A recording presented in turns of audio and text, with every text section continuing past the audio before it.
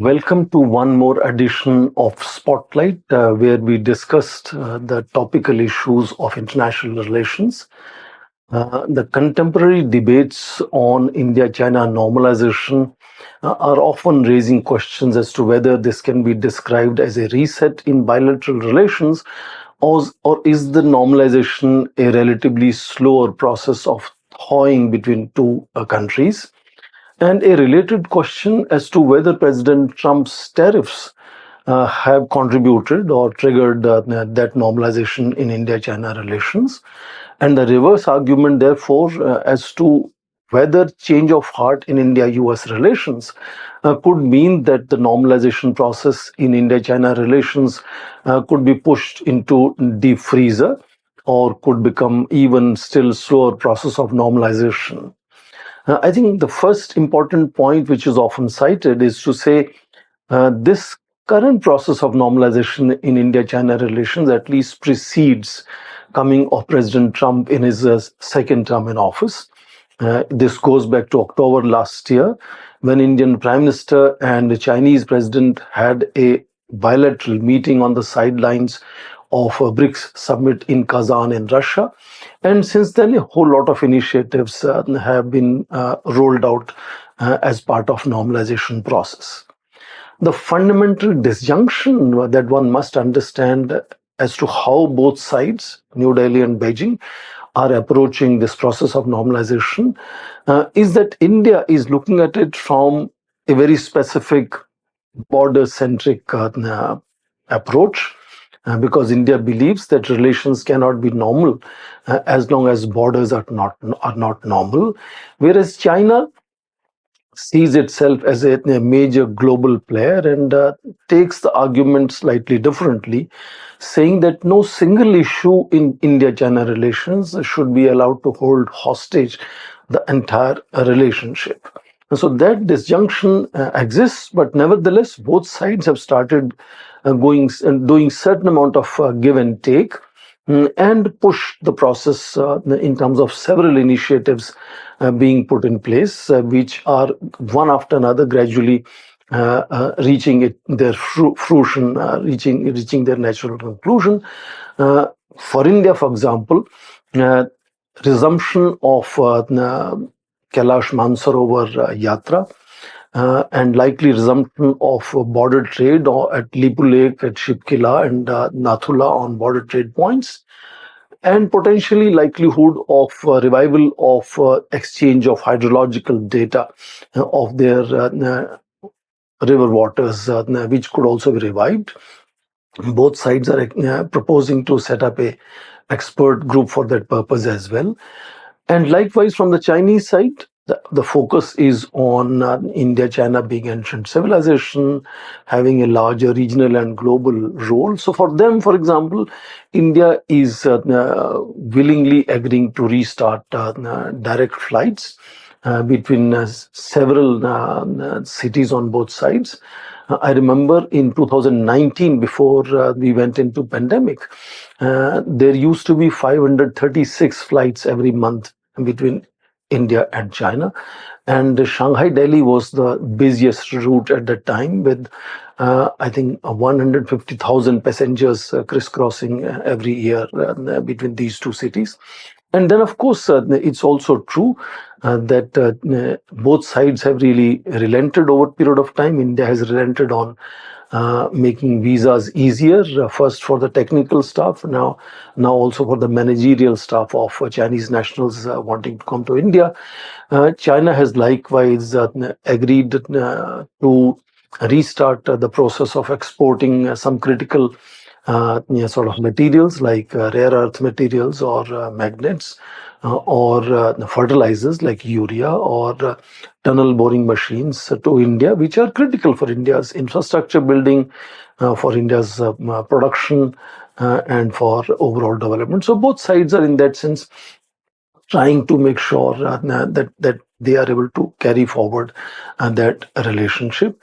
And it is in that context a certain momentum was built when Indian Prime Minister recently visited Tianjin to attend Shanghai Cooperation Organization summit meeting, and the body language of President Putin and President Xi Jinping and Prime Minister Narendra Modi again became a subject of discussion. The bonhomie, the camaraderie, the comfort that was reflected was seen as if they are collectively trying to send a message to President Donald Trump.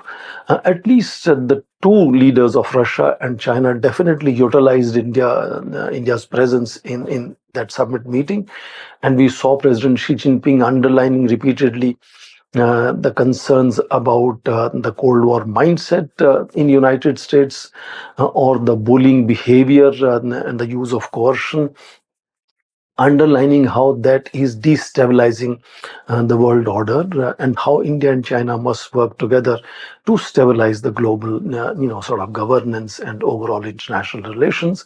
Likewise, President Putin, on the last day of his visit to Beijing, gave a half an hour press conference talking about multipolarism as the way, and we should all reject hegemonism, which again was clearly a veiled message to United States, and it started appearing as if India had begun to drift in that triangular relationship with China and Russia. They already have a no limits partnership, and that seemed to be going adrift from India's core principles of strategic autonomy and multi alignment, where India must balance a relationship with engaging uh, as many countries as possible. And that explained also why Indian Prime Minister, before going to Tianjin, had gone to Japan to underline that India still seeks to stay very closely connected with the close allies of United States.